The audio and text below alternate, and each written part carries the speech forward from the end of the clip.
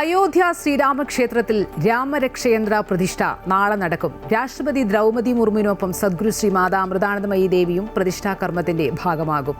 Uttar Pradesh governor Anandiben പട്ടേലും മുഖ്യമന്ത്രി യോഗി ആദിത്യനാഥും ചടങ്ങിൽ പങ്കെടുക്കും.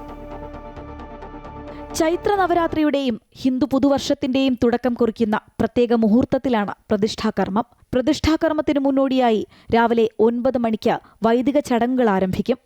11-ന് രാഷ്ട്രപതി ക്ഷേത്ര സമുച്ചയത്തിൽ പ്രവേശിക്കും. തുടർന്നാണ് പ്രതിഷ്ഠാ ചടങ്ങുകൾ നടക്കുക. കാശിയിലെ പ്രശസ്ത ആചാര്യനായ ഗണേശ്വർ ശാസ്ത്രി ദ്രാവിഡിന്റെ നേതൃത്വത്തിൽ 51 വൈദിക ആചാര്യന്മാരാണ് പ്രതിഷ്ഠാ ചടങ്ങുകൾക്ക് കാർമ്മികത്വം വഹിക്കുന്നത്.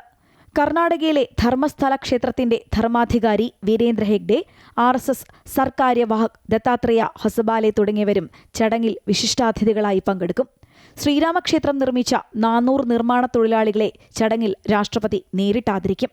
സെൻട്രൽ സംസ്കൃത സർവകലാശാല സമ്മാനിച്ച 400 വർഷം പഴക്കമുള്ള വാൽമീകി രാമായണത്തിന്റെ കൈയെഴുത്ത് പ്രതി ക്ഷേത്ര സമുച്ചയത്തിൽ ഔദ്യോഗികമായി സ്ഥാപിക്കുകയും ചെയ്യും. ശ്രീരാമ ജന്മഭൂമി തീർത്ഥക്ഷേത്ര ട്രസ്റ്റിന്റെ പ്രത്യേക ക്ഷണപ്രകാരമാണ് അമ്മ ചടങ്ങിൽ സംബന്ധിക്കുന്നത്.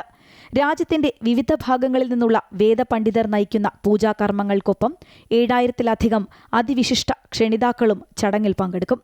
അമൃതപുരിയിൽ നിന്നും സനാതനധർമ്മത്തിന്റെ ഹൃദയഭൂമിയായ അയോധ്യയിലെത്തിയ അമ്മയെ ശ്രീരാമ ജന്മഭൂമി തീർത്ഥക്ഷേത്ര ട്രസ്റ്റ് ഭാരവാഹികൾ ഭക്തിയാദരപൂർവ്വം ആചാരപരമായി സ്വീകരിച്ചു.